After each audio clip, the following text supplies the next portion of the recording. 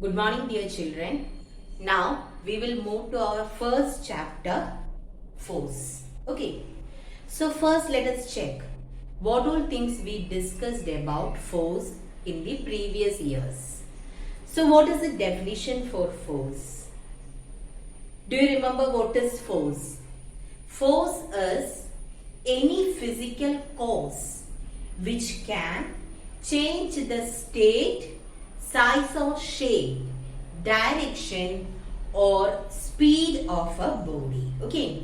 Any physical cause which can change the state, speed, direction or size or shape of a body can be called as force. Now, what about the unit for force? SI unit of force is Newton and CGS unit of force is dyne, isn't it? And we have also learned a relation connecting Newton and dyne. What was that? 1 Newton is equal to 10 raised to 5 dyne. I hope you remember this equation. The relation connecting SI and CGS units of force. 1 Newton is equal to 10 raised to 5 dyne. Now, again what all things we learned about force? Force is a vector quantity. What is a vector quantity? Quantities which consists of magnitude and direction, isn't it? We are having scalar and vector quantities. So the quantities which can be learned only by getting its magnitude and direction can be called as vector quantities. Now force is an example of a vector quantity. Then again about the other units. I told you about the SI and CGS units. We have the gravitational units of force, isn't it? So which were the gravitational units of force? Gram force and kilogram force.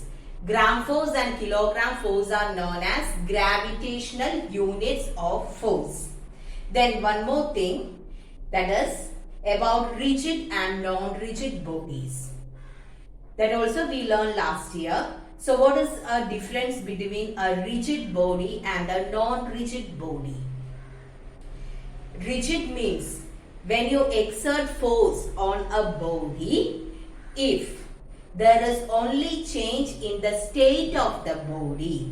Which are the two states that a body can have? It will be either in the state of rest or in the state of motion, isn't it? Only two states will be there for a body.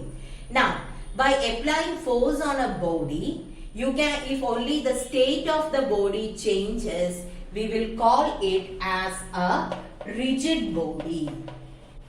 Then, by applying force, if the state as well as the size or shape of a body changes, we will call it as a non-rigid body.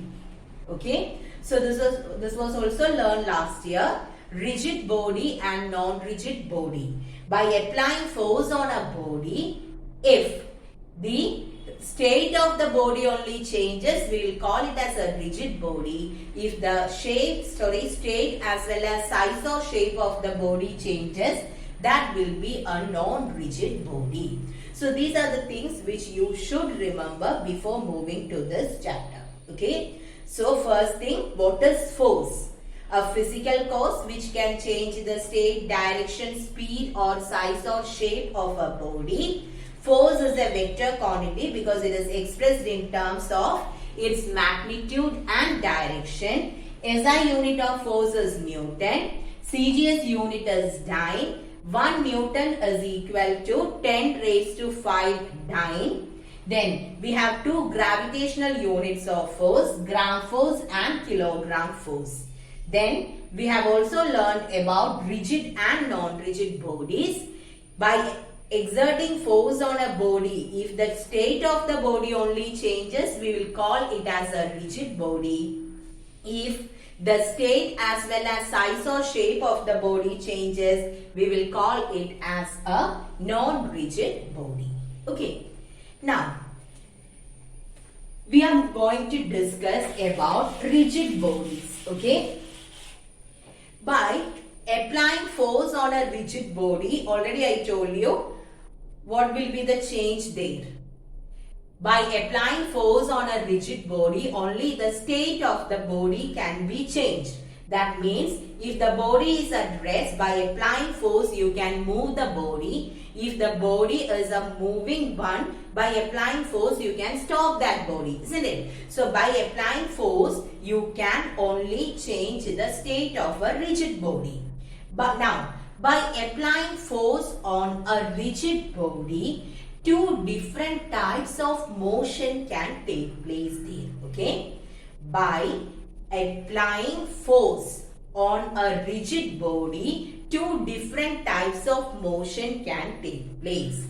Suppose you are considering a body which is free to move, okay? So let this as a surface and I am keeping the chalk piece here.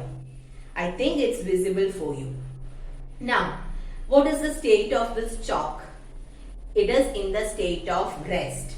Is this body free to move? Yes, it is not tied anywhere, isn't it? So this chalk piece is free to move on my arm. Now, if I apply a force on it, what happens? It moves. So, and what about the motion of this body? It moves in a straight line, isn't it? By applying force on this body, actually here we can break this. Okay, I just considered this as an example. So when I exerted a force, it moved in a straight line, and such a motion can be called as translational. Okay, it is known as translational or linear motion. Okay, translational or linear motion. So what is that? If you are applying force on a rigid body which is free to move, okay, that is the main point there. It should be a rigid body. If it was a non-rigid body, what happens? When you exert force, the size or shape of the body may change. So we are considering a rigid body, and this rigid body should be free to move. So by applying force on a rigid body which is free to move, what happens? It undergoes a straight line motion, and such a motion can be called as translational or linear motion. Okay. Now, the second one. I'm just taking a book. Okay, and I'm considering the outer cover of this book. So, is this cover free to move? No. Why? Because it is fixed here, isn't it? This is not free to move. When I considered the chalk, it was free to move.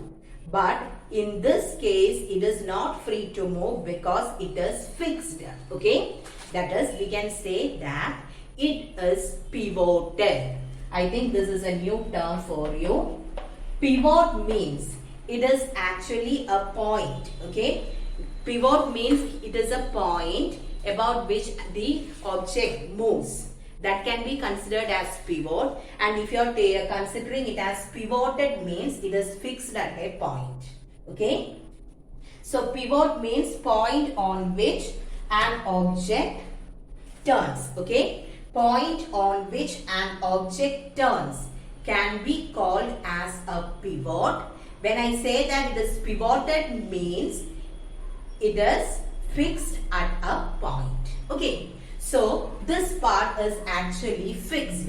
Now, when I apply force on it, is it free to move? No. So, just a turning effect will be there. Okay, so when you are applying force on a pivoted body, okay, pivoted means it's fixed at a point.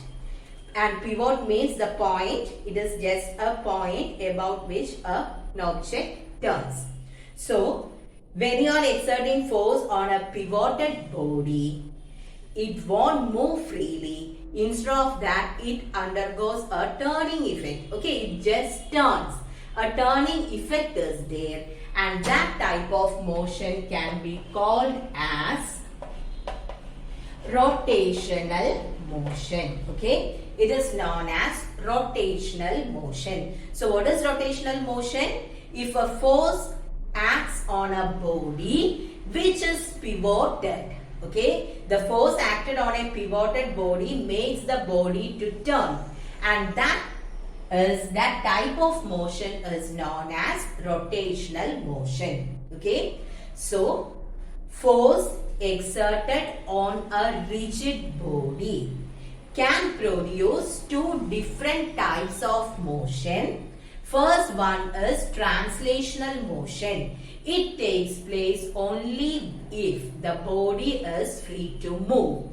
Force exerted on a body which is free to move moves in a straight line, and that is known as translational or linear motion. Now, if a body is pivoted at a point, then when you are exerting force on that body, it just turns or it undergoes rotational motion.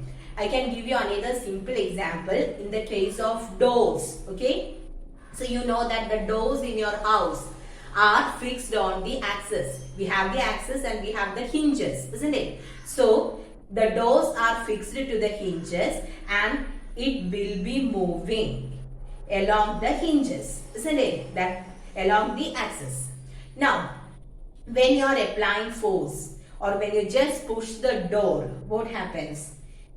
Will the door move apart? No, it just undergoes a turning, isn't it? Only a turning effect will be produced there, and that type of motion is known as rotational motion. So this is a very, very important concept, that is, by applying force on a body which is free to move, translational or linear motion. When you are applying force on a pivoted body, then it just turns, and that is, it undergoes rotational motion. Okay, so now we are moving to study in detail about the second type. So here in both the cases you have exerted force. In the first case, as a result of the force, the body was undergoing linear motion or straight line motion, and in the second case it turns, and this turning effect of force is known as, okay, turning effect of force is known as torque or moment of force. Okay, so what is it called? It is known as torque or moment of force. So what is torque or moment of force? The turning effect of force.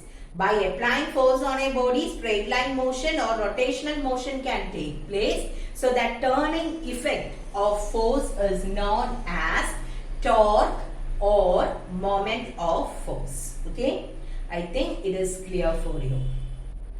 So two different types of motion, translational and rotational. Rotational motion will take place only if the body is pivoted at a point.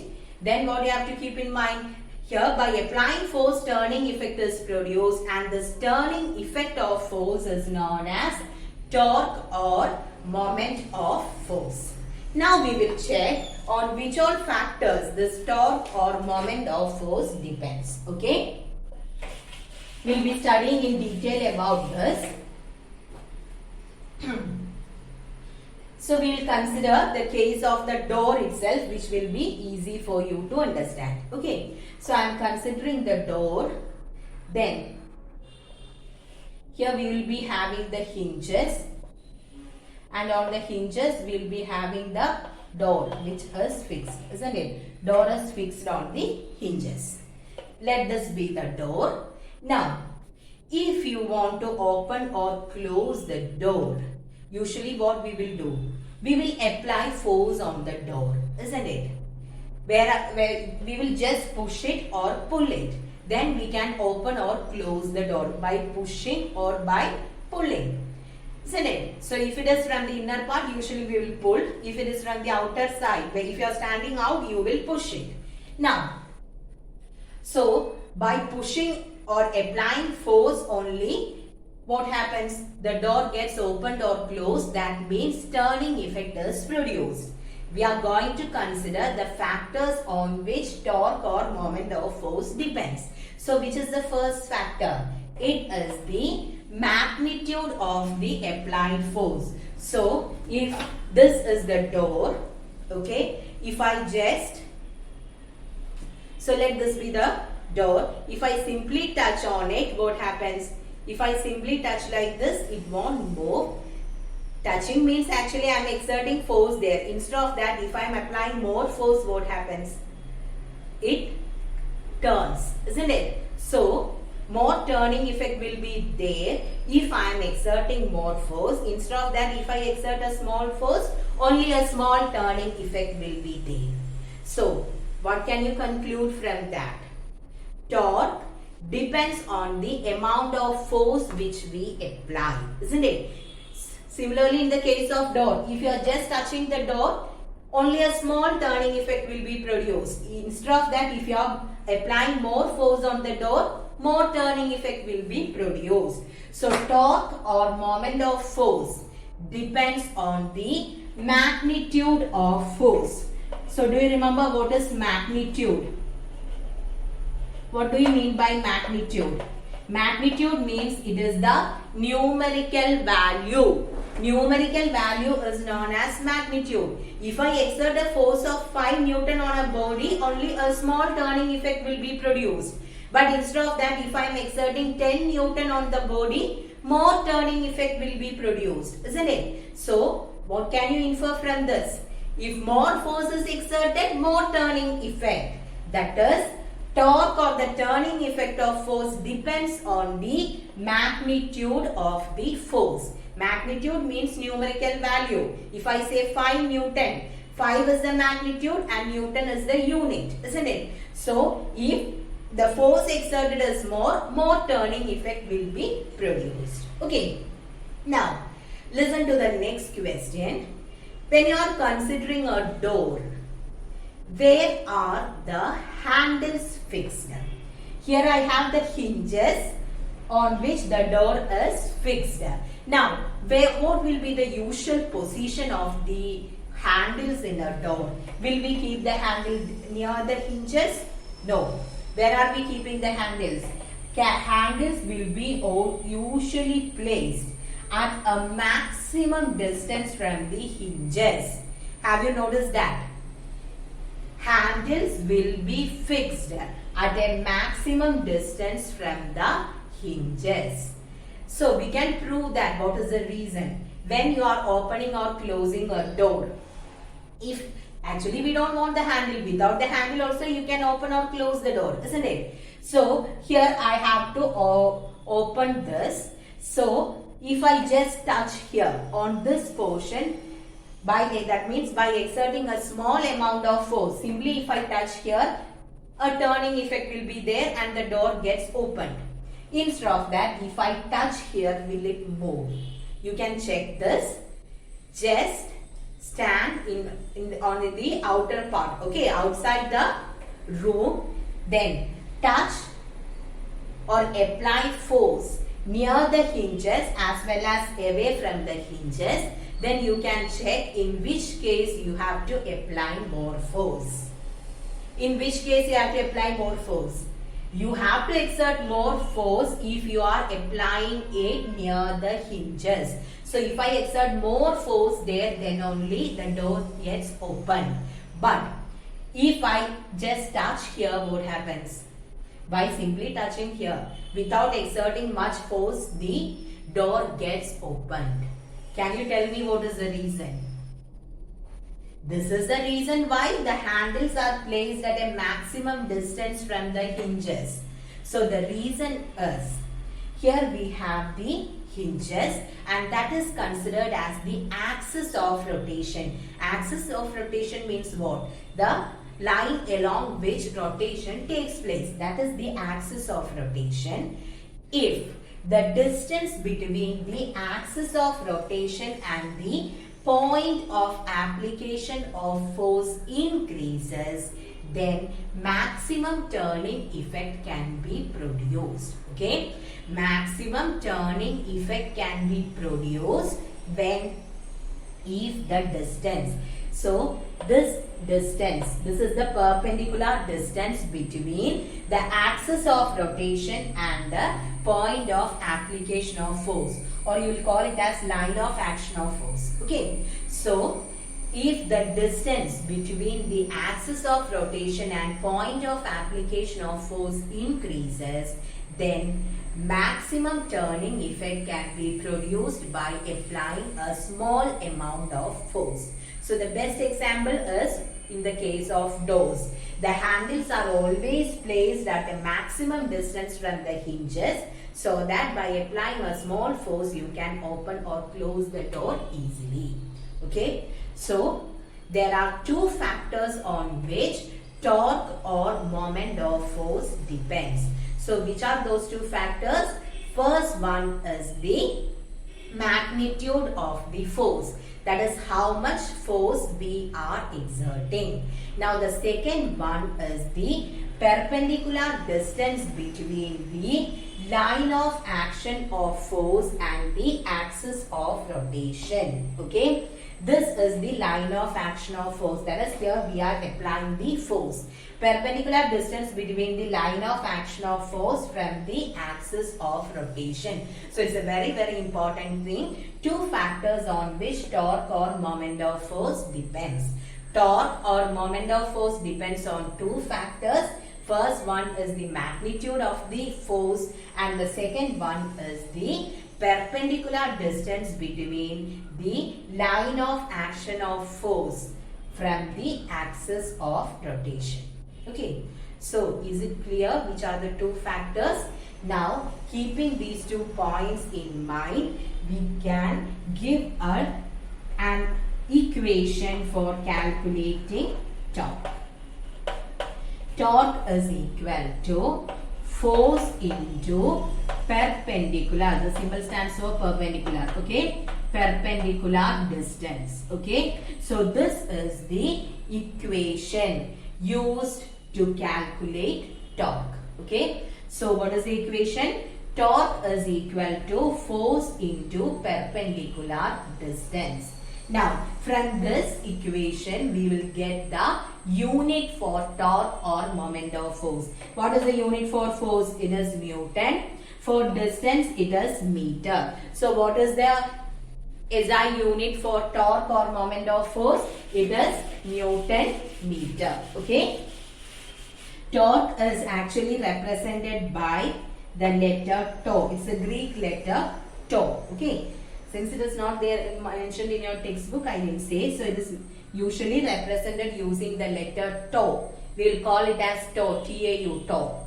Tau is equal to force into perpendicular distance. So its SI unit is Newton meter. So what will be the CGS unit? CGS unit will be dyne centimeter. Now, we have already discussed the relation connecting Newton and dyne. What was that? 1 Newton is equal to 10 raised to 5 dyne. Now, what is the relation connecting these two? 1 Newton meter is equal to Newton and dyne means 10 raised to 5 is the relation. Meter and centimeter. 100 centimeter makes 1 meter. So, here it is 10 raised to 7 dyne centimeter. It's very important. Okay. So, no need to study the derivation. By heart this. 1 Newton means it is 10 raised to 5 dyne. 1 Newton meter means it is 10 raised to 7 dyne centimeter. Okay. So, I hope it is clear for you.